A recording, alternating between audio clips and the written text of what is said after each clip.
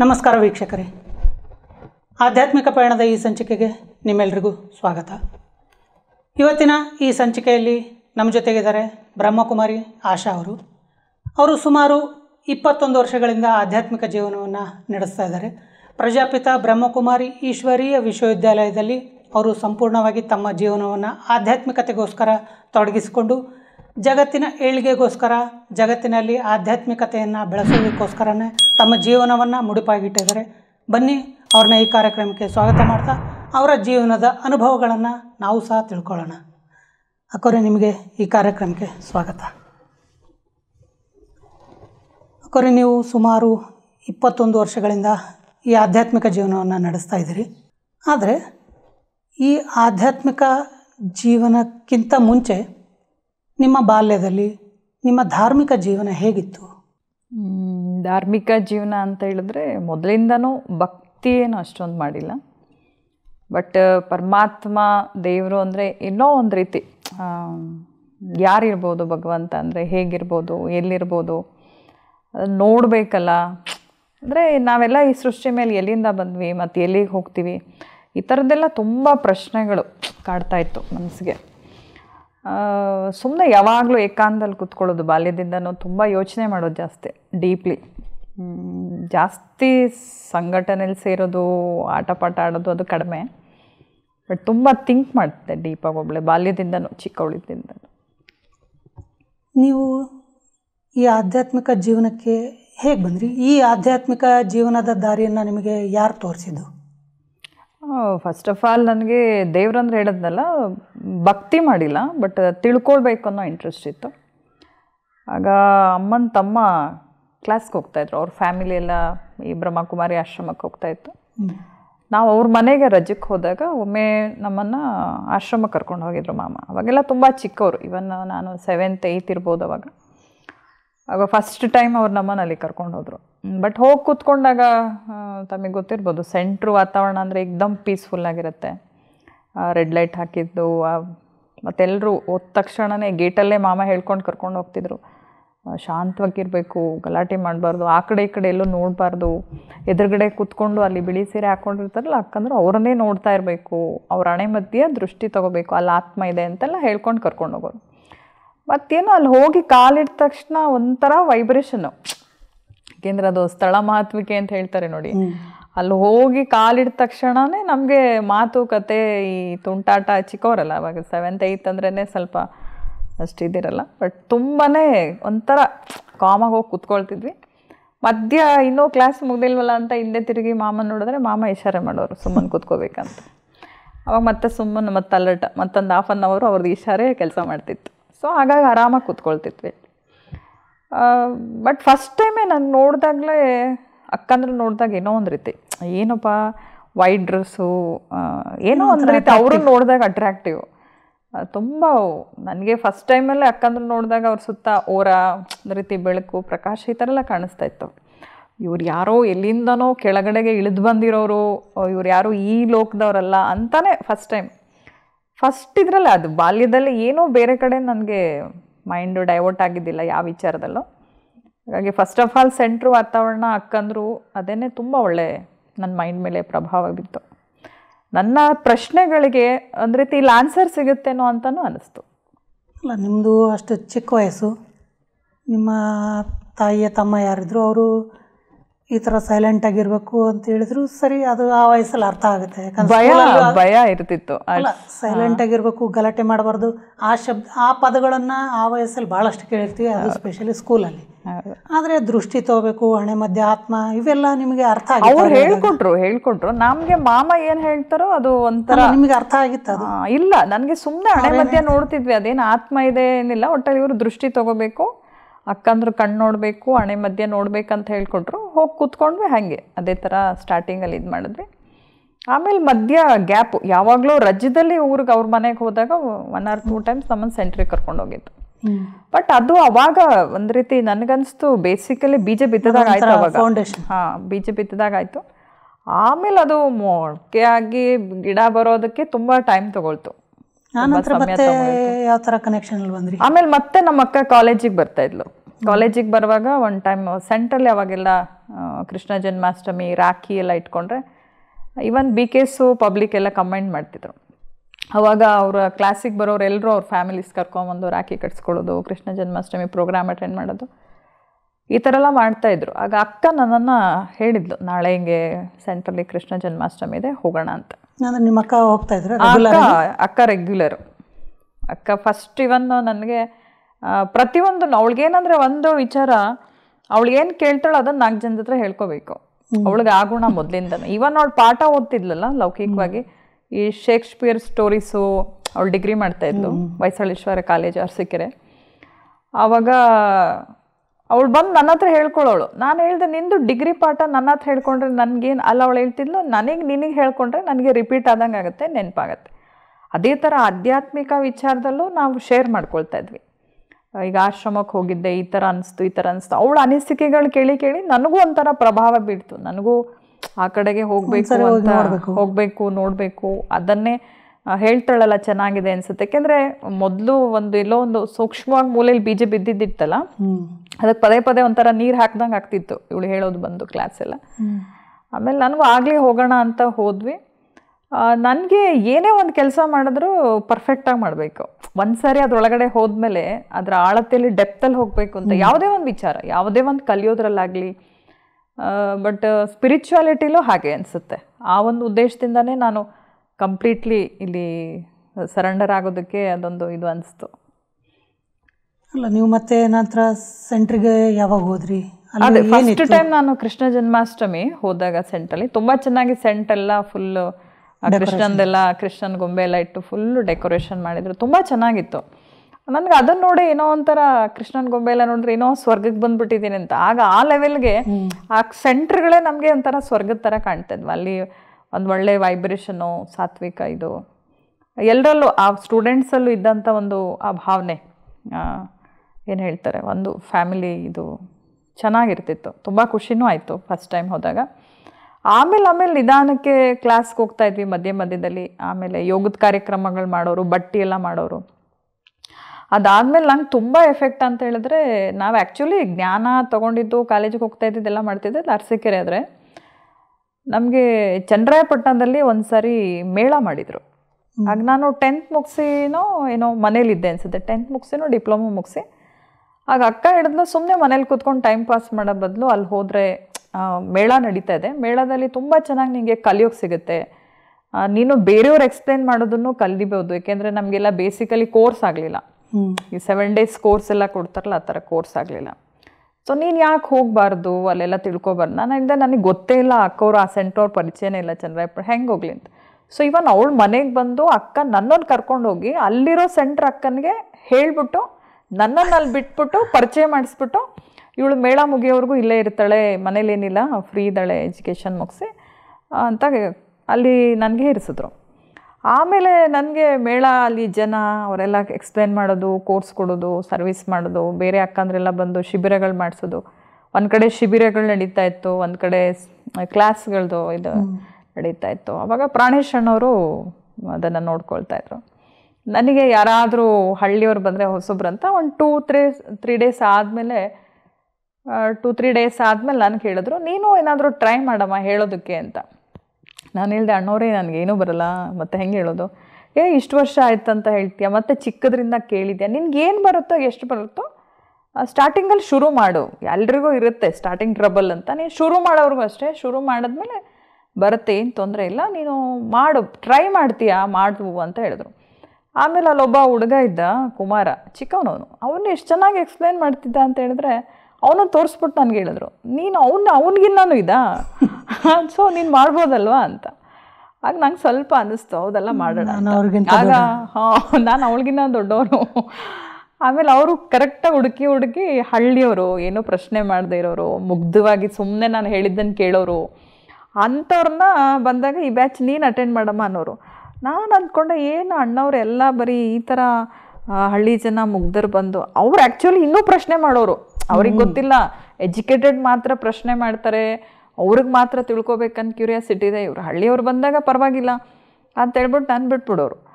But ಅದೇನೋ ಗೊತ್ತಿಲ್ಲ, ಕಮಾಲ್ ಅನಿಸುತ್ತೆ. ಅವ್ರು ಏನು ಪ್ರಶ್ನೆ ಕೇಳ್ತಿದ್ರು ಅದಕ್ಕೆ ಅವರಿಗೆ ಸ್ಯಾಟಿಸ್ಫ್ಯಾಕ್ಷನ್ ಆಗೋ ಥರ ಆನ್ಸರ್ ಮಾಡಿಬಿಡ್ತಿದ್ದೆ. ಅದು ನಿಜವಾಗ್ಲೂ ನಾನು ಹೇಳ್ತಿದ್ನೋ ಅಥವಾ ಅದನ್ನು ಪರಮಾತ್ಮನ ಬೇರೆ ಯಾರೋ ಹೇಳಿಸ್ಕೊತಿದ್ರೋ. ಆಮೇಲೆ ನನಗೆ ಬಂದು ಕೂತ್ಕೊಂಡ್ರೆ ನನಗೆ ಒಂಥರ ಅನಿಸ್ತಾ ಇತ್ತು, ಇದೆಲ್ಲ ನಾನು ಹೇಳೋದನ್ನ ನನ್ನ ಬಾಯಿಂದ ಬಂತ ಇದೆಲ್ಲ ಅಂತ. ಏನೋ ಒಂಥರ ಮಿರಾಕಲ್ ಥರ ನಡೆದೋಗ್ತಾಯಿತ್ತು. ಆಮೇಲೆ ಅಣ್ಣವ್ರು ಏನು ಮಾಡಿದ್ದಾರೆ ನಂಗೆ ಗೊತ್ತಿಲ್ಲ, ನಂದು ಹಿಂದೆ ಬಂದು ನಿಂತ್ಕೊಂಡು ಕೇಳ್ತಾ ಇದ್ದಾರೆ. ಅಂದರೆ ಹುಡುಗಿ ಹೊಸಬ್ಳು ಏನು ಎಕ್ಸ್ಪ್ಲನೇಷನ್ ಮಾಡ್ತಾಳೋ ಏನೋ, ಮತ್ತೆ ಯಾರೋ ಏನೋ ಪ್ರಶ್ನೆ ಕೇಳ್ಬಿಟ್ಟು ಇವಳು ತಪ್ಪುತ್ರ ಹೇಳ್ಬಿಟ್ಟು. ಏಕೆಂದರೆ ಜನಕ್ಕೆ ಇವತ್ತು ನಾವು ಏನು ಹೇಳ್ತೀವಿ, ಫಸ್ಟ್ ಮೆಸೇಜು ಅಥವಾ ಫಸ್ಟ್ ಟಾಕ್, ಫಸ್ಟ್ ಶೋ, ಅವ್ರ ಮನಸ್ಸಿನ ಮೇಲೆ ಅದು ತುಂಬ ಪರಿಣಾಮ ಬೀರುತ್ತೆ. ಸೊ ಹಾಗಾಗಿ ಅವರು ಪಾಪ ಹಿಂದೆ ಬಂದು ನಿಂತ್ಕೊಂಡು ಕೇಳ್ತಾಯಿದ್ರು. ಆಮೇಲೆ 1-2 ಸಾರಿ ಪರವಾಗಿಲ್ಲ, ಇಂಪ್ರೂವ್ ಆಗಿದೆಯಾ ಅಂಥೇಳಿ. ಆಗ ತುಂಬ ಬೀಡ್ ಜಾಸ್ತಿ ಆಗ್ತಿತ್ತು, ಅಲ್ಲಿ ರಶ್ ಜಾಸ್ತಿ ಆಗ್ತಿತ್ತು. ಅವಾಗ ಅಣ್ಣವರು ಹುಡ್ಕೊಂಬಂದು ನೀನು ಫ್ರೀ ಇದೆಯಾ ಬಾಯಿಲಿ ಅಂದ್ಬಿಟ್ಟು ಕರ್ಕೊಂಡೋಗಿ ಬಿಡೋರು. ಆಮೇಲೆ ಅವ್ರಿಗೂ ನನ್ನ ಬಗ್ಗೆ ಇದು ಬಂತು ಅನಿಸುತ್ತೆ. ಸೋಕೆ ಅದೇ ಥರ ನನಗೆ ಅನ್ನಿಸ್ತು. ಆಮೇಲೆ ಅಯ್ಯೋ, ನನಗೆ ಒಂದಿನೂ ಯಾರು ಈ ಥರ ಕೂರಿಸ್ಕೊಂಡು ಕೋರ್ಸ್ ಕೊಡಲಿಲ್ಲ, ಈಗ ಆತ್ಮದ ಬಗ್ಗೆ ಎಕ್ಸ್ಪ್ಲನೇಷನ್ ಮಾಡಲಿಲ್ಲ.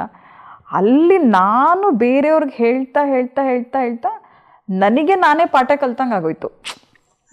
ನನಗೆ ನಾನೇ ಓನ್ ಟೀಚರು. ನಾನು ಪರ್ಫೆಕ್ಟ್ ಆಗೋದಕ್ಕೆ, ನಾನು ಪಕ್ಕ ಆಗೋದಕ್ಕೆ ನಾನೇ ಟೀಚರ್ ಆಗಿ ನನಗೆ ನಾನೇ ಕೋರ್ಸ್ ಕೊಟ್ಕೊಂಡಂಗೆ ಆಗೋಯ್ತು. ಅದು ಒಂದು ವಂಡರ್ಫುಲ್ಲು. ಮತ್ತು ಬೇರೆಯವ್ರು ಮಾಡೋದನ್ನು ಭಾಳ ಇಂಟ್ರೆಸ್ಟಾಗಿ ಕೇಳ್ತಿದ್ದೆ, ತುಂಬ ಕ್ಯೂರಿಯಾಸಿಟಿ. ಅವ್ರೇನಾದರೂ ಒಂದು ಹೇಳಿದ್ರೆ ಎಕ್ಸ್ಪ್ಲನೇಷನ್ನು, ನನಗೆ ಯಾಕೆ ಇದು ಹೊಳಿಲಿಲ್ಲ ಅಲ್ವಾ, ಎಷ್ಟು ಚೆನ್ನಾಗಿದೆ ಈ ಪಾಯಿಂಟು, ತುಂಬ ಚೆನ್ನಾಗಿದೆ, ಇದು ನನಗೆ ಬೇಕು. ನಾನು ಇವತ್ತು ಕೂಡ ಪ್ರತಿಯೊಬ್ಬರಿಂದನೂ ಯಾರೆಲ್ಲಾದರೂ ಏನಾದರೂ ವಿಶೇಷತೆ ಅಥವಾ ಯಾರೆಲ್ಲಾದರೂ ಏನಾದರೂ ಒಂದು ಗುಣ ಕಂಡ್ರೆ ಇದು ನನ್ನ ಹತ್ರ ಇದ್ದಿದ್ರೆ ಚೆನ್ನಾಗಿರ್ತಿತ್ತು, ಇದು ನನಗೂ ಬೇಕು, ಇದನ್ನು ನಾನು ಅಳವಡಿಸ್ಕೊಳ್ಬೇಕು ಅಂತಲೇ ತುಂಬ ಆ ಥರ ಕಲ್ತಿದ್ದೀನಿ. ಆ ಟೈಮಲ್ಲಿ ನೀವು ಅಲ್ಲಿ ಸೇವಾ ಕೇಂದ್ರದಲ್ಲಿ ಎಷ್ಟು ದಿನ ಇದ್ರಿ? ಸುಮಾರು ಮೇಳ ಮುಗಿಯೋರ್ಗೂ ಇದೆ. ಅಂದರೆ ಸುಮಾರು ಒಂದು ವಾರ? ಇಲ್ಲ, 1 ವಾರ ಅವಾಗ ಮೇಳ ಇದ್ದಿದ್ದು. ನಾನು ಆ್ಯಕ್ಚುಲಿ ಅದು ಫಸ್ಟ್ ಡೇ ಇನಾಗ್ರೇಷನ್ ಆಗೋಗಿತ್ತು, ಸೆಕೆಂಡ್ ಡೇಗೆ ಬಂದೆ. ಮತ್ತು ಲಾಸ್ಟ್ ಡೇ ಅವರೆಲ್ಲ ಇದು ಮಾಡುವಾಗ ಇರಲಿಲ್ಲ, ನನಗೆ ಊರಿಂದ ಮನೆಯಿಂದ ಕರೆ ಬಂತು, ಫೋನ್ ಬಂತು, ನೀನು ಬಾ ಸ್ವಲ್ಪ ಕೆಲಸ ಇದೇನೋ ಅಂತ. ಆ್ಯಕ್ಚುಲಿ ನಾನು ಹೆಂಗಿದೆ ಅಂದರೆ ಚಮತ್ಕಾರ, ಫಸ್ಟ್ ಡೇ ಇನಾಗ್ರೇಷನ್ಗೆ ಇರಲಿಲ್ಲ, ಲಾಸ್ಟ್ ಡೇ ಅದು ಕ್ಲೋಸ್ ಅಪ್ಗೆ ಇರಲಿಲ್ಲ, ಮಧ್ಯದಲ್ಲಿ ಇನ್ ಬಿಟ್ವೀನ್ ಬಂದೆ. ನಾನು ಹಾಗೆ ಅಂದ್ಕೊಂಡೆ, ಮಧ್ಯದಲ್ಲಿ ಹೋದಂಗೆ ಆಯ್ತಲ್ಲ ಅಂತ. ಆಮೇಲೆ ನಾನು ಬಂದ ಮೇಲೆ ಹೇಳ್ತಾಯಿದ್ರು, ಆ ಮೇಳ ಎಲ್ಲ ಬಿಚ್ಚುವಾಗ ನೈಟ್ ಅಣ್ಣಂದರು ಅಕ್ಕಂದರು ಮಾತಿರಲ್ಲ, ಯಾವ ಥರ ಒಬ್ರಿಗೊಬ್ರು ಕೋಆಪ್ರೇಟ್ ಮಾಡಿಕೊಂಡು ಇಡೀ ನೈಟ್ ಅದು ಮೇಳ ಡಿಸ್ಪ್ಯಾಚ್ ಮಾಡಿರೋದು. ಯಾರಿಗೇನು ಅನಿಸಿಲ್ಲ, ಒಂಥರ ಖುಷಿಯಿಂದ ಹಗಲಾಗಿದ್ದೇ ಗೊತ್ತಾಗಿಲ್ಲ, ಆ ಥರ ರಾತ್ರಿ ಎಲ್ಲ ಮಾಡಿದ್ದಾರೆ. ಅವಾಗ ನೆನಪಿಸ್ಕೊಳ್ತಾಯಿದ್ರು, ನೀನು ಇದ್ದಿದ್ರೆ ಚೆನ್ನಾಗಿರ್ತಿತ್ತು, ನೀನು ಇರಬೇಕಿತ್ತು, ನೀನು ಇನ್ನೂ ಎಂಜಾಯ್ ಮಾಡ್ಬೋದಿತ್ತಾ ಇದನ್ನು ಅಂತ. ಸರಿ, ನಿಮ್ಮ ಅಕ್ಕ ರೆಗ್ಯುಲರ್ ಅಲ್ಲಿ ಕ್ಲಾಸ್ಗೆ ಹೋಗ್ತಾಯಿದ್ರು. ಸೊ ನಿಮಗೂ ಇಲ್ಲಿ ಸೇವೆ ಮಾಡೋದಕ್ಕೆ 1 ವಾರ ಕಳಿಸಿದ್ರು. ನಿಮ್ಮ ಮನೆಯಲ್ಲಿ ಯಾರೂ ಅದಕ್ಕೆ ಅಬ್ಜೆಕ್ಷನ್ ಮಾಡಲಿಲ್ವಾ? ಅಂದರೆ ಒಂದು ಮನೆಯಲ್ಲಿ ಅಮ್ಮನಿಗೆ ತುಂಬ ಭಕ್ತಿ, ತುಂಬ ಪೂಜೆ. ಇವನ್ ನಾನು ಹೇಳಬೇಕಂದ್ರೆ ಇಡೀ ನಮ್ಮ ಫ್ಯಾಮಿಲಿಲಿ ಅಮ್ಮನಷ್ಟು ಭಕ್ತಿ ಯಾರು ಮಾಡಲ್ಲ. ಇವನ್ ಅಪ್ಪನ ಮನೆ ಕಡೆನೂ ಅಷ್ಟು ಭಕ್ತಿ ಇಲ್ಲ. ಅಮ್ಮನ ಮನೆ ಕಡೆ ಮಾಡ್ತಾರೆ ಭಕ್ತಿ, ಆದರೆ ಇವರಷ್ಟಿಲ್ಲ. ಇವ್ರದ್ದು ಟೂ ಮಚ್. ಇವರೇ ಅಮ್ಮನೇ ಮೊದಲನೇ ಮಗಳು, ತುಂಬ ಭಕ್ತಿ. ಎಲ್ಲದಕ್ಕೂ ಶಿವ, ಎಲ್ಲದಕ್ಕೂ ದೇವರಿದ್ದಾನೆ, ದೇವ್ರು ಮಾಡ್ತಾನೆ. ಮತ್ತು ಅವ್ರು ಯಾವಾಗಲೇ ಮಾತಾಡುವಾಗಲೂ ನನಗೆ ಒಂದು ಅಬ್ಸರ್ವ್ ಮಾಡಿರೋ ಪ್ರಕಾರ ಎಲ್ಲ ನಮ್ಮ ಕರ್ಮ, ದೇವ್ರೇನು ಮಾಡ್ತಾನೆ ಅದಕ್ಕೆ ಅಂತ. ಸಾಮಾನ್ಯವಾಗಿ ಲೌಕಿಕವಾಗಿ ಜನ ಏನಾದರೂ ಕೆಲಸ ಆಗಿಲ್ಲ ಅಂದರೆ ಅಥವಾ ಏನಾದರೂ ಕೆಟ್ಟದಾಯ್ತಂದರೆ ದೇವ್ರನ್ನ ಬೈಯೋದುಂಟು. ನಾನು ಇವನ್ ಇಷ್ಟು ಲೈಫಲ್ಲಿ, ನನಗೆ ಇವಾಗ ಇಷ್ಟು ವರ್ಷದಲ್ಲಿ ನಾನು ಒಂದಿನೂ ನಮ್ಮ ತಾಯಿ ಭಗವಂತನ ದೇವರನ್ನ ನಿಂದಿಸಿದ್ದು ನಾನು ನೋಡಿಲ್ಲ. ಸೊ ನನಗೆ ಅದು ತುಂಬ ಇಷ್ಟ ಆಗ್ತಿತ್ತು. ಎಲ್ಲದಕ್ಕೂ ನಮ್ಮ ಕರ್ಮ, ಪಾಪ ದೇವ್ರೇನು ಮಾಡ್ತಾನೆ, ನಾನು ಯಾವ ಜನ್ಮದಲ್ಲಿ ಏನು ಮಾಡಿದ್ನೋ, ಯಾವಾಗಲೂ ಈ ಶಬ್ದ ಹೇಳೋರು. ಹಾಗಾದ್ರೆ ಯಾವ ಜನ್ಮದಲ್ಲಿ ಅಂದರೆ ಹಂಗಾರೆ ಎಷ್ಟು ಜನ್ಮ ಇರ್ಬೋದು ಅಲ್ವಾ? ಸೊ ದೇವ್ರೇನೋ ತಪ್ಪು ಮಾಡೋಕ್ಕೆ ಕಾರಣ ಇಲ್ಲ, ಅವನು ಈ ಥರ ಏನೋ ಶಿಕ್ಷೆ ಕೊಡೋಕ್ಕೆ ಸಾಧ್ಯ ಇಲ್ಲ ಅಂದಮೇಲೆ ದೇವ್ರಂದರೆ ಯಾರು ಇರ್ಬೋದು, ಹೇಗಿರ್ಬೋದು? ಚಿಕ್ಕದ್ರಲ್ಲೇ 108 ಪ್ರಶ್ನೆಗಳು ಮನಸ್ಸಿನಲ್ಲಿ ಉದ್ಭವ ಆಗ್ತಾಯಿತ್ತು. ಬಟ್ ಜ್ಞಾನಕ್ಕೆ ಬಂದಮೇಲೆ ಎಲ್ಲ ಕ್ಲಿಯರ್. ಸೊ ಅಮ್ಮಂದು ಭಕ್ತಿ ಸಂಸ್ಕಾರ ಹೇಳ್ತಾರಲ್ಲ, ಬೈ ಜೀನ್ಸಲ್ಲಿ ಏನೋ ಬಂದಿರುತ್ತೆ ಅಂತ. ಬಟ್ ಅವ್ರು ಭಕ್ತಿ ಮಾಡಿದಷ್ಟು ನಾವು ಮಾಡಿಲ್ಲ. ಬಟ್ ಜ್ಞಾನದ ಕಡೆಗೆ ಎಳೆಯೋದಕ್ಕೆ ಅವ್ರದ್ದು ಒಂದು ನಮಗೆ. ತಾಯಿ ಏನೋ ಅದಕ್ಕೆ ಅಬ್ಜೆಕ್ಷನ್ ಮಾಡಲಿಲ್ಲ. ಸರಿ, ನಿಮ್ಮ ತಂದೆ ಅಬ್ಜೆಕ್ಷನ್ನು. ಅವ್ರಿಗೆ ಈ ಆಧ್ಯಾತ್ಮಿಕ ಆಶ್ರಮಕ್ಕೆ ಹೋಗೋದು ಎಲ್ಲ ಇಷ್ಟ ಇಲ್ಲ. ನಮ್ಮ ಮಾಮನಿಗೆ ಬೈಯೋರು ಯಾವಾಗಲೂ, ನೀನೇನಾದರೂ ನನ್ನ ಮಕ್ಕಳನ್ನ ಅಲ್ಲಿ ಕರ್ಕೊಂಡು ಹೋದರೆ ನಿನ್ನ ನೋಡು ಜಗಳ ಮಾಡ್ತೀನಿ, ತುಂಡ ಕತ್ತರಿಸ್ಬಿಡ್ತೀನಿ ಅಂತಲೇ ಎದುರಿಸಿದ್ದಾರೆ. ಅವ್ರಿಗೆ ಭಯ, ನೀನು ಇದನ್ನು ನನ್ನ ಮಕ್ಕಳಿಗೆಲ್ಲ ಆ ದಾರಿ ತೋರಿಸಿ ದಾರಿ ತಪ್ಪಿಸ್ತಿದ್ಯಾ, ಆ್ಯಕ್ಚುಲಿ ಅವರು ಈ ದಾರಿ ತೋರಿಸಿ ದಾರಿ ತಪ್ಪಿಸ್ತಿದ್ಯಾ ಅಂತ ಹೇಳೋರು. ನನಗೆ ನಾವು ಅಪ್ಪನ ಮೇಲೆ ಕೋಪ ಬರೋದು. ಆ್ಯಕ್ಚುಲಿ ಅವ್ರು ಒಳ್ಳೆ ದಾರಿ ತೋರಿಸಿದ್ದಾರೆ, ಒಳ್ಳೆ ಕಡೆ ಕರ್ಕೊಂಡು ಹೋಗ್ತಿದ್ದಾರೆ. ಇವರೇನೋ ನಮ್ಮ ಮಾಮನಿಗೆ ದಾರಿ ತಪ್ಪಿಸ್ತಾ ಇದೆಯಾ ನೀನು ನನ್ನ ಮಕ್ಕಳನ್ನ ಅಂತಿದ್ದಾರೆ. ಆ್ಯಕ್ಚುಲಿ ದಾರಿ ತಪ್ಪಿಸೋದಂದ್ರೆ ಬೇರೆ ಕಡೆ, ಅದು ಬೇರೆ ರೂಟಲ್ಲಿ ಹೋದ್ರೆ ತಪ್ಪು ಕೆಲಸಕ್ಕೆ ಅಥವಾ ತಪ್ಪು ಒಂದು ಹವ್ಯಾಸ ಕಡೆ ಕರ್ಕೊಂಡು ಹೋದ್ರೆ ಅದು ದಾರಿ ತಪ್ಪಿಸೋದು. ಹಾಗಿದ್ರೆ ಈ ವಿಷಯದಲ್ಲಿ ಅಂದರೆ ನಿಮ್ಮ ಅಕ್ಕನ ವಿಷಯದಲ್ಲಾಯಿತು ಅಥವಾ ನೀವು ಈ ರೀತಿ ಸೇವೆಗೆ ಹೋಗಿದ್ದಂಥ ವಿಷಯಕ್ಕಾಗಲಿ ನಿಮ್ಮ ಮನೆಯಲ್ಲಿ ಯಾವುದೇ ಕ್ಲಾಶಸ್ ಅಥವಾ ಜಗಳ ಆ ಥರ ಏನೂ ಆಗಲಿಲ್ಲ? ನಿಮ್ಮ ತಂದೆ ನಾವು ಅಪ್ಪನಿಗೆ ಯಾವತ್ತೂ ಆಶ್ರಮಕ್ಕೆ ಹೋಗ್ತೀವಿ ಅಂತ ಹೇಳೇ ಇಲ್ಲ. ಮತ್ತೇನು ಹೇಳಿದ್ರಿ ಹಾಗಿದ್ರೆ? ಅದು ಫ್ರೆಂಡ್ ಮನೆಗೆ ಹೋಗ್ತಾ ಇದ್ದೀವಿ ಅಂತ ಹೇಳಿ. ಆಮೇಲೆ ಅವಾಗ ಅಪ್ಪನಿಗೆ ಏನೋ ಪ್ರೋಗ್ರಾಮ್ ಇದೆ ಸ್ಕೂಲಿಂದ, ಏನೋ ಸೈನ್ಸ್ ಎಕ್ಸಿಬಿಷನ್ ಇದೆ, ಏನೋ ಹೇಳಿದ್ವಿ, ನೆನಪಿಲ್ಲ ಏನಂತ ಹೇಳಿದ್ವಿ ಅಂತ. ಅವ್ರಿಗೆ ಗೊತ್ತೇ ಇಲ್ಲ ನಾವು ಆಶ್ರಮಕ್ಕೆ ಹೋಗಿದ್ದು, ಆಶ್ರಮದಲ್ಲಿ ಇದ್ದಿದ್ದು ಏನೋ ಗೊತ್ತಿಲ್ಲ. ಸೊ ಆನಂತರ ನಿಮ್ಮ ಲೈಫ್ ಹೇಗೆ ನಡೀತು? ನೀವು ಒಂದು ವಾರ ಸೇವೆಗೆ ಹೋಗಿ ಬಂದ್ರಿ. ಸೊ ಆಮೇಲೆ ತುಂಬ ಖುಷಿ ನನಗೆ. ಅಯ್ಯೋ ಯಾಕಾದರೂ ಅಲ್ಲಿಂದ ಬಿಟ್ಬಿಟ್ಟು ಬಂದೋ, ಅಲ್ಲಿ ವಾತಾವರಣನೇ ಬೇರೆ ಇರುತ್ತೆ. ಅದೇನೋ ಒಂಥರ ಈ ಎಕ್ದಮ್ ಹಗಲಿಂದ ರಾತ್ರಿಗೆ ಬಂದರೆ ಅಥವಾ ಈ ಮೀನನ್ನ ನೀರಿಂದ ತೆಗೆದ್ಬಿಟ್ಟು ಆಚೆಗಿಟ್ರೆ ಹೆಂಗೆ ಅದು ವಿಲವಿಲ ಅಂತ ಒದ್ದಾಡತ್ತಲ್ವ, ಆ ಥರ ಆಗೋಯ್ತು ನನಗೆ.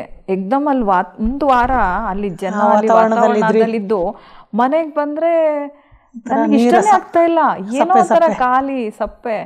ಅಯ್ಯೋ ಯಾಕಾದರೂ ಇಲ್ಲಿ ಬಂದೋ, ಅಲ್ಲೇ ಇದ್ದಿದ್ರೆ ಚೆನ್ನಾಗಿರ್ತಿತ್ತು ಅಂತ. ಮತ್ತೆ ಬೇರೆ ಬೇರೆ ಕೆಲಸದಲ್ಲಿ ಇನ್ವಾಲ್ವ್ ಆದಾಗ ಮತ್ತೆ ಎಗೇನು ಓಕೆ ಆ ಕೆಲಸದಲ್ಲಿ ಬ್ಯುಸಿ ಆಗಿಬಿಡ್ತಿದ್ವಿ.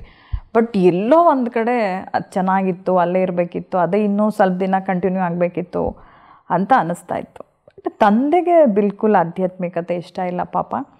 ಅವ್ರಿಗೆ ಮೊದಲಿಂದನೂ ದೇವರು ತಿಂಡ್ರು ಅಂದರೆ ಅದ್ರ ಬಗ್ಗೆ ನಂಬಿಕೆನೂ ಇಲ್ಲದೆ ಇರೋ ವ್ಯಕ್ತಿ. ಅದು ಹೆಂಗೆ ಅಂದರೆ ಅಮ್ಮನಿಗೂ ಅಪ್ಪನಿಗೂ ಫುಲ್ ಆಪೋಸಿಟ್. ಇವ್ರು ತುಂಬ ಭಕ್ತಿ, ನಂಬದೇ ಇಲ್ಲ. ಎಷ್ಟು ಭಕ್ತಿ ಅಂದರೆ ಅವರು ವಾರದಲ್ಲಿ ಸೋಮವಾರ ಬಂದರೆ 12-1 ಗಂಟೆ ಆದರೂ ಊಟ ಮಾಡ್ತಿರ್ಲಿಲ್ಲ. ಅಷ್ಟರಲ್ಲಿ ಮತ್ತೆ ಬೆಳಗ್ಗೆ ನಮಗೆಲ್ಲ 3 ಜನಕ್ಕೆ ರೆಡಿ ಮಾಡಿ, 3 ಜನ ಮಕ್ಕಳನ್ನು ರೆಡಿ ಮಾಡಿ ಅವ್ರು ದೇವಸ್ಥಾನಕ್ಕೆ ಹೋಗ್ಬಿಟ್ಟು ಬಂದು ದೆನ್ ಆಮೇಲೆ ಬಂದು ಊಟ ತಿಂಡಿ ಅಥವಾ ಮಿಕ್ಕಿದ್ದು ಮಾಡ್ತಾಯಿದ್ರು. ತುಂಬ ಕೆಲಸ, ತುಂಬ ಹಾರ್ಡ್ ವರ್ಕರ್ ಅಮ್ಮ ಅಂತ. ಬಟ್ ಅವ್ರಿಗೆ ಮಕ್ಕಳೆಲ್ಲ ಚೆನ್ನಾಗಿ ಓದಿ ಅಫಿಷಿಯಲ್ ಆಗಲಿ, ಯಾಕೆಂದರೆ ಇವರು ಬ್ಯಾಂಕ್ಗೆಲ್ಲ ಹೋದಾಗ, ಪೋಸ್ಟ್ ಆಫೀಸ್ಗೆಲ್ಲ ಹೋದಾಗ ನೋಡೋರು ನನ್ನ ಮಕ್ಕಳು ಇದೊಂದು ಜಾಗದಲ್ಲಿದ್ದರೆ ತುಂಬಾ ಓದ್ಸೋಕ್ಕೆ ಇಂಟ್ರೆಸ್ಟು. ಅವರು ಚೆನ್ನಾಗಿ ಓದಿ, ನೀವು ಏನು ಓದ್ತೀರಾ ಓದಿ, ಕಷ್ಟ ಆಗಲಿ ಅದು ಏನಾದರೂ ಮಾಡೇ ಆಗಲಿ ನಿಮ್ಮನ್ನು ಓದಿಸ್ತೀನಿ, ಚೆನ್ನಾಗಿ ಓದಿ ಒಂದು ಒಳ್ಳೆ ಲೆವೆಲಲ್ಲಿ, ಒಂದು ಒಳ್ಳೆ ಪೊಸಿಷನಲ್ಲಿ, ಒಂದು ಒಳ್ಳೆ ಕೆಲಸಕ್ಕೆ ಬನ್ನಿ ಅಂತ ಅವ್ರ ಆಸೆ ಇತ್ತು. ಆಮೇಲೆ ನಿಧಾನಕ್ಕೆ ನಮ್ಗೆ ಯಾವಾಗ ಸ್ಪಿರಿಚುವಾಲಿಟಿ ಕಡೆಗೆ ಮನಸ್ಸು ವಾಲ್ತಾ ಇದೆ, ಇವ್ರ ಆಶ್ರಮಕ್ಕೆ ಅಮ್ಮನಿಗೆ ಗೊತ್ತಾಯಿತು. ಅಂದರೆ ನೀವು ಅಮ್ಮಗೆ ಹೇಳಿದ್ರಿ ನೀವು? ಮೆಲ್ಲಗೆ ನಿಧಾನಕ್ಕೆ ಸ್ವಲ್ಪ ಜ್ಞಾನದ ವಿಚಾರಗಳು ಮಾತಾಡೋಕ್ಕೆ ಹೇಳೋಕ್ಕೆ ಶುರು ಮಾಡಿದ್ವಿ. ಅವರು ನೀವು ಶಿವಬಾಬಾ ಅಂತೀರಿ, ನಾವು ಶಿವಪ್ಪ ಅಂತೀವಿ, ಅಷ್ಟೇ ವ್ಯತ್ಯಾಸ. ಇನ್ನೇನು ಬಾಬಾ ಅಂದ್ರೇನು ಶಿವಪ್ಪ ಅಂದ್ರೇನು ಎಲ್ಲ ಒಂದೇ. ನಾವು ಶಿವ ಪೂಜೆ ಮಾಡ್ತೀವಿ, ನೀವು ಶಿವಬಾಬಾ ಅಂತೀರಿ ಅಷ್ಟೇ. ಆ ಥರ ಮೆಂಟಾಲಿಟಿ ಅವ್ರಿಗಿದ್ದು. ಬಟ್ ನಾವು ಅವರನ್ನು ನಮ್ಮ ಲೈನಿಗೆ ಹೇಳ್ಕೊಳ್ಳೋದಕ್ಕೆ ಅಕ್ಕ ನಾನು ಇಬ್ಬರು ತುಂಬ ಪ್ರಯತ್ನ ಮಾಡಿದ್ದೀವಿ. ಅಷ್ಟು ಭಕ್ತಿ ಮಾಡ್ತಿದ್ದವ್ರಿಗೆ ಎಕ್ದಮ್ ಜ್ಞಾನಕ್ಕೆ ಕರ್ಕೊಂಬರೋದಂದರೆ ತುಂಬ ಇದೆ. ಅವ್ರಿಗೆ ಅಮೃತ ವೇಳೆಗೆ ಎದ್ದಾಗ ಎಲ್ಲ ಸಕಾಶ ಕೊಡೋದು, ಆತ್ಮದ ಬಗ್ಗೆ ಶಿವಬಾಬವ್ರ ಮುಂದೆ ಇಟ್ಟು ಪರಮಾತ್ಮ ಇವರಿಂದನೇ ನಮಗೆ ಏನಾದರೂ ಒಂದು ದಾರಿ ಆಗಬೇಕಂದ್ರೆ ಇವ್ರಿಗೆ ಹೇಗಾದರೂ ಮಾಡಿ ನೀವು ಜ್ಞಾನ ಕೊಡಿ, ಇವ್ರಿಗೆ ಏನಾದರೂ ಒಂದು ಮನಸ್ಸಿನಲ್ಲಿ ಒಂದು ಚಮತ್ಕಾರ ಅಥವಾ ಒಂದು ಬದಲಾವಣೆ ಪರಿವರ್ತನೆ ನೀವು ಮಾಡಬೇಕಂತ ಬಾಬೋರ್ ಮುಂದೆ ಇಟ್ಟು ನಾವಿಬ್ಬರೂ ಆತ್ಮದ ಬಗ್ಗೆ ತುಂಬ ಯೋಗ ಮಾಡಿದ್ದೀವಿ. ಅಂದರೆ ನೀವು ಆ ಸೇವೆಗೆ ಒಂದು ವಾರ ಏನು ಹೋಗಿ ಬಂದ್ರಿ, ಆನಂತರ ರೆಗ್ಯುಲರ್ ಆಗಿ ನೀವು ಸೇವಾ ರೆಗ್ಯುಲರ್ ಆಗಿ ಕ್ಲಾಸ್ಗೆ ಹೋಗೋಕ್ಕಾಗಲಿಲ್ಲ ಅವಾಗ. ಏಕೆಂದರೆ ನಮ್ಮದು ಮಧ್ಯದಲ್ಲಿ ಇದ್ದಿದ್ದು ಒಂದೇನಂದರೆ ನಾನು ಜನ್ಮ ತೊಗೊಂಡಿದ್ದ ಸ್ಥಾನ ಅರಸೀಕೆರೆ, ಜ್ಞಾನದಲ್ಲಿ ಮುಂದುವರೆದಿದ್ದು ಪಾಲನೆ ತೊಗೊಂಡಿದ್ದ ಸ್ಥಾನ ಚನ್ನರಾಯಪಟ್ಟಣ. ಅಂದರೆ ನಿಮ್ಮ ಮನೆ ಅರಸೀಕೆರೆಯಲ್ಲಿ ಸೇವಾ ಕೇಂದ್ರ ಇತ್ತು. ಜನ್ಮ ಆಗಿದ್ದಲ್ಲೇ, ಜ್ಞಾನದ ಅಲೌಕಿಕ ಜನ್ಮ ಆಗಿದ್ದು ಅರಸೀಕೆರೆಯಲ್ಲಿ. ಬಟ್ ನನಗೆ ಮೇಳ ನಡೀತಾ ಇದ್ದಿದ್ದು ಚನ್ನರಾಯಪಟ್ಟಣದಲ್ಲಿ. ಸೊ ನಮ್ಮೂರು ಹೆಂಗಿದೆ ಅಂದರೆ ಅರಸೀಕೆರೆ ಮತ್ತು ಚನ್ನರಾಯಪಟ್ಟಣದ ಮಧ್ಯದಲ್ಲಿದೆ. ಆ ಮಧ್ಯದಲ್ಲಿರೋದ್ರಿಂದ ನನಗೆ ಒಂದೊಂದ್ಸರಿ ಅನಿಸ್ತು ಅರಸೀಕೆರೆಗೆ ಹೋಗ್ಲೋ ಚನ್ನರಾಯಪಟ್ಟಣಕ್ಕೆ ಹೋಗಲೋ. ಇದು ಜನ್ಮ ತಗೊಂಡಿದ್ದ ಸ್ಥಾನ, ಅದು ಪಾಲನೆ ತಗೊಂಡಿದ್ದ ಸ್ಥಾನ. ಹೆಂಗೆ ಅಂದರೆ ಕೃಷ್ಣನಿಗೆ ಸೊ ರುಕ್ಮಿಣಿನೂ ಇದು ಯಾರು ಯಶೋಧಾನೂ ಎಷ್ಟು ಇಂಪಾರ್ಟೆಂಟೋ ಸೊ ಅಷ್ಟೇ ದೇವಕಿನೂ ಇಂಪಾರ್ಟೆಂಟು. ಸೊ ಹಂಗೆ ನನಗೆ ಒಂದೊಂದು ಸಾರಿ ದ್ವಂದ್ವ ಆಗ್ತಿತ್ತು, ನಾನು ಅಲ್ಲಿ ಹೋಗ್ಲೋ ಇಲ್ಲಿ ಹೋಗ್ಲೋ. ಬಟ್ ಆದರೆ ಜಾಸ್ತಿ ಪಾಲನೆ ಸಿಕ್ಕಿದ್ದು ನನಗೆ ಚನ್ನರಾಯಪಟ್ಟಣ ಸೆಂಟ್ರಿಂದ. ಹಾಗಾಗಿ ನಾನು ಅಲ್ಲಿಗೆ ಸ್ವಲ್ಪ ಹೋಗೋಕ್ಕೆ ಶುರು ಮಾಡಿದೆ. ಆಮೇಲೆ ಸ್ವಲ್ಪ ದಿನ ಈ ಚಿಕ್ಕಕ್ಕಂದ್ರೆ ಮೌಂಟ್ ಆಬುಗೆ ಹೋದರೆ ದೊಡ್ಡಕ್ಕಂದ್ರ ಜೊತೆ ನಾನು ಹೋಗಿ ಸೆಂಟ್ರಲ್ ಇರ್ತಿದ್ದೆ, ಅಥವಾ ದೊಡ್ಡಕ್ಕಂದ್ರೆ ಮೌಂಟ್ ಆಬುಗೆ ಹೋದರೆ ಚಿಕ್ಕಕ್ಕಂದ್ರ ಜೊತೆ ಸೆಂಟ್ರಲ್ ಹೋಗಿರ್ತಿದ್ದೆ. ಸೆಂಟ್ರ್ ವಾತಾವರಣ ತುಂಬ ಇಷ್ಟ ಆಗ್ತಿತ್ತು. ನೀವು ಆ ರೀತಿ ಹೋದಾಗ ಮತ್ತೆ ನಿಮ್ಮ ಮನೇಲಿ ಯಾವುದು ಅಪ್ಪನಿಗೆ ಸ್ವಲ್ಪ ಅದೇ ಜಗಳ ಆಗ್ತಿತ್ತು. ಸ್ಯಾಟಿಸ್ಫ್ಯಾಕ್ಷನ್ ಅವ್ರಿಗೆ ಏನಂದರೆ ಅಪ್ಪನಿಗೆ ಹೆಂಗಾದರೂ ಮಾಡಿ ಏನೋ ಪುಸ್ಲಾಯಿಸಿ ಅಂತ ಹೇಳ್ತಾರಲ್ಲ, ಏನಿಲ್ಲ 1-2 ದಿನ ಅಂತೆ ಅಕ್ಕವರು ಏನೋ ಪಾಪ ಎಲ್ಲ ಹೋಗಿದಾರಂತೆ. ಪಾಪ ಹೆಣ್ಮಕ್ಳಲ್ವಾ ಅಮ್ಮ, ಈ ಥರ ಹೆಣ್ಮಕ್ಳಲ್ವಾ ಒಬ್ಬೊಬ್ಬರೇ ಇರ್ತಾರೆ, ನಮ್ಮನೆ ಹೆಣ್ಮಕ್ಳಂಗಲ್ವಾ, ಈ ಥರ ಏನಾದರೂ ಹೇಳಿದ ತಕ್ಷಣ ಅಪ್ಪ ಹೋಗ್ಲಿ ಏನೋ ಮಾಡ್ಕೊಳ್ಳಿ ಎಲ್ಲ ಸೇರಿಕೊಂಡು ಅನ್ನೋ ಥರ ಅವ್ರಿಗೆ ಇಷ್ಟ ಇಲ್ಲ. ಬಟ್ ಆದರೂ ಕಳಿಸ್ಕೊಡೋರು. ಇಲ್ಲ ಅನ್ನೋಕ್ಕೂ ಇಷ್ಟ ಆಗಲ್ಲ, ಅನ್ನೋದಕ್ಕೆ ಇಷ್ಟ ಇಲ್ಲ. ಹೋಗಿ ಅಂತ ಯಾವತ್ತೂ ಪ್ರೀತಿಯಿಂದ ಹೇಳಿದ್ದಿಲ್ಲ. ಆಶ್ರಮಕ್ಕೆ ಹೋಗಿ ನೀವು ಸೇವೆ ಮಾಡಿ. ಅವ್ರಿಗೆ ಕೋಪ, ನಮ್ಮ ಫ್ಯಾಮಿಲಿಯಲ್ಲೇ ಯಾರಿಗೂ ಈ ಥರದ್ದು ಏನು ಈ ಒಂದು ಆಲೋಚನೆ ಬಂದಿಲ್ಲ. ಕೆಲ್ಲಿಂದ ಬಂತು ಈ ಥರ ಆಲೋಚನೆ? ಇದ್ಯಾವುದೊಂದು ಹೊಸ ಇದು ಬಂದ್ಬಿಟ್ಟು ನಮ್ಮ ಮಕ್ಕಳನ್ನ ಏನೋ ಬೇರೆ ಕಡೆ ಇದು ಮಾಡ್ತಿದ್ದಾರೆ ಅನ್ನೋ ಒಂದು ತಪ್ಪು ದಾರಿಗೆ ಹೋಗ್ತಿದ್ದಾರೆ ಅನ್ನೋದು.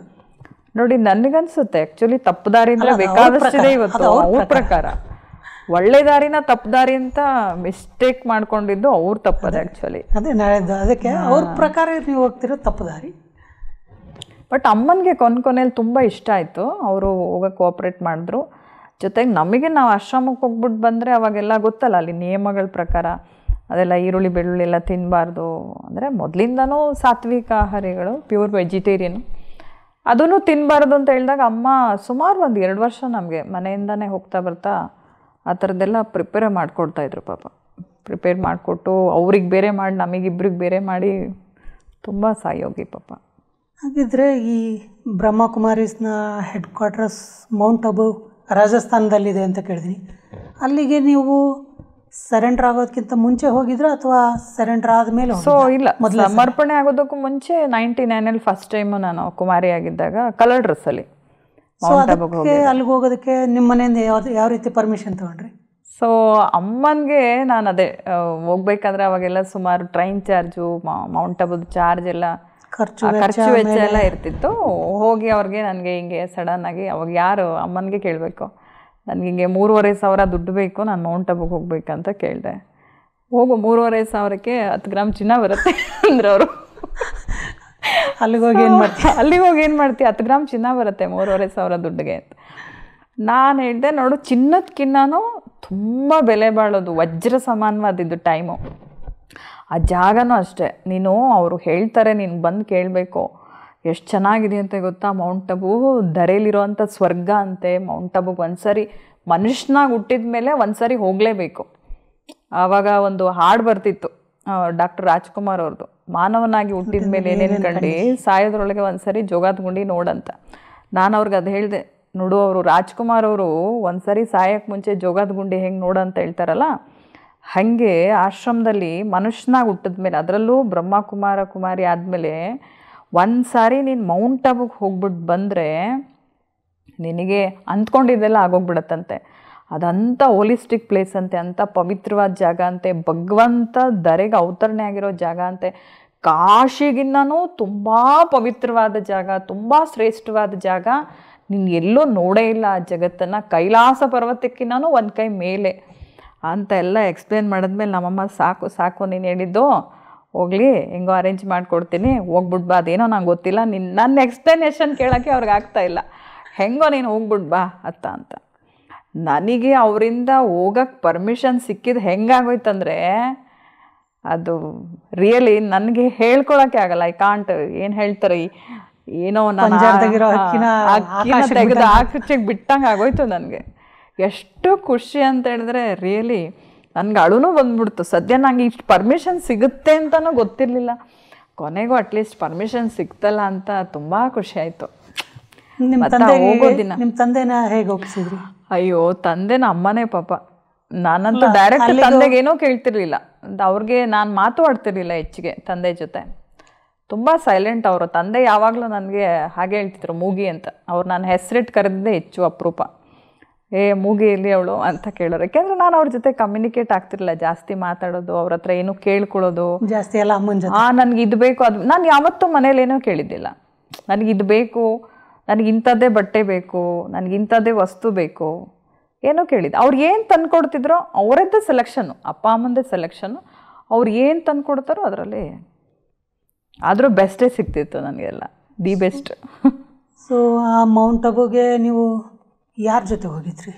ಮೊದಲನೇ ಗ್ರೂಪ್ ಹೋಗಿತ್ತು ಮೈಸೂರು ಝೋನಿಂದ. ಅವಾಗೆಲ್ಲ ಏನಂದರೆ ಮೈಸೂರಲ್ಲಿ ಎಲ್ರದ್ದು ಒಟ್ಟಿಗೆ ಒಂದು ಕಡೆ ಹೆಡ್ ಆಫೀಸಲ್ಲೇ ಟಿಕೆಟ್ ಬುಕಿಂಗ್ ಆಗ್ತಾಯಿತ್ತು, ಸೆಂಟ್ರ್ ವೈಸ್ ಅಂತೇನಿಲ್ಲ.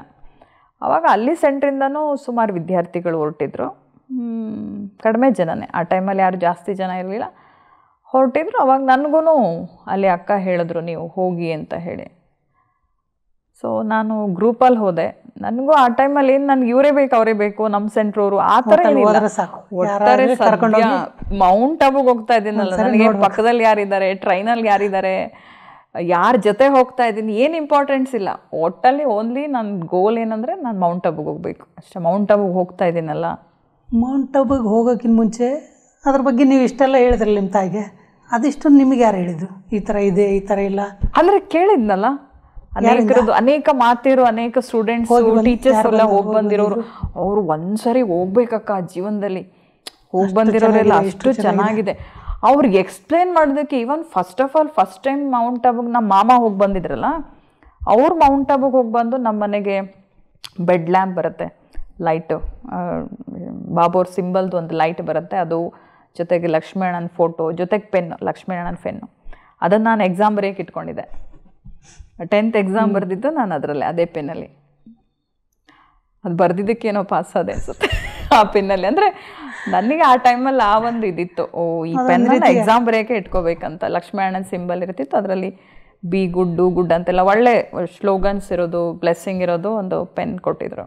ಅದು ಇಟ್ಕೊಂಡು ನಿಮ್ಮ ಈ ಆಧ್ಯಾತ್ಮಿಕದ ದಾರಿ ಭಾಳ ತುಂಬ ಕ್ಯೂರಿಯಾಸಿಟಿ ಮತ್ತು ಕೇಳೋದಕ್ಕೂ ತುಂಬ ಇಂಟ್ರೆಸ್ಟ್ ಆಗಿದೆ. ಸೊ ಸಮಯದ ಅಭಾವದಿಂದ ಈ ಸಂಚಿಕೆಯನ್ನು ನಾನು ಇಷ್ಟಕ್ಕೆ ನಿಲ್ಲಿಸ್ತಾ ಇದ್ದೀನಿ. ನಿಮ್ಮ ಒಂದು ಆಧ್ಯಾತ್ಮಿಕ ಪಯಣದ ಅನುಭವಗಳನ್ನು ನಮ್ಮ ಮುಂದಿನ ಸಂಚಿಕೆಯಲ್ಲಿ ನಮ್ಮ ದರ್ಶಕರಿಗೆ ಸಂಪೂರ್ಣವಾಗಿ ತಿಳಿಸ್ಕೊಡ್ಬೇಕು ಅಂತ ಕೇಳ್ತಾ, ನಿಮಗೆ ಈ ಕಾರ್ಯಕ್ರಮಕ್ಕೆ ಬಂದದಕ್ಕೋಸ್ಕರ ನಿಮಗೆ ಭಾಳ ಭಾಳ ಧನ್ಯವಾದಗಳು. ತುಂಬ ಥ್ಯಾಂಕ್ಸ್ ನಿಮಗೂ ಕೂಡ. ನೋಡಿದ್ರಲ್ಲ ವೀಕ್ಷಕರೇ, ಆಶಾ ಅವರ ಆಧ್ಯಾತ್ಮಿಕ ಪಯಣ ಹೇಗಿತ್ತು ಆರಂಭದಲ್ಲಿ, ಅವರು ಯಾವ ರೀತಿ ಈ ಆಧ್ಯಾತ್ಮಿಕತೆಯ ದಾರಿಗೆ ಬಂದರು ಅನ್ನೋದು. ಇನ್ನು ಅವರ ಜೀವನದ ಅನೇಕ ಹೆಜ್ಜೆಗಳಿದೆ, ಅವೆಲ್ಲದರ ಅನುಭವಗಳನ್ನು ನಾವು ಮುಂದಿನ ಸಂಚಿಕೆಯಲ್ಲಿ ಅವರಿಂದ ತಿಳ್ಕೊಳ್ಳುವಂಥ ಪ್ರಯತ್ನ ಮಾಡೋಣ. ಹೀಗೆ ನಮ್ಮ ಕಾರ್ಯಕ್ರಮವನ್ನು ವೀಕ್ಷಿಸ್ತಾ ಇರಿ. ಮತ್ತೆ ಮುಂದಿನ ಸಂಚಿಕೆಯಲ್ಲಿ ಭೇಟಿಯಾಗೋಣ. ಅಲ್ಲಿವರೆಗೂ ತಮ್ಮೆಲ್ಲರಿಗೂ ಧನ್ಯವಾದಗಳು.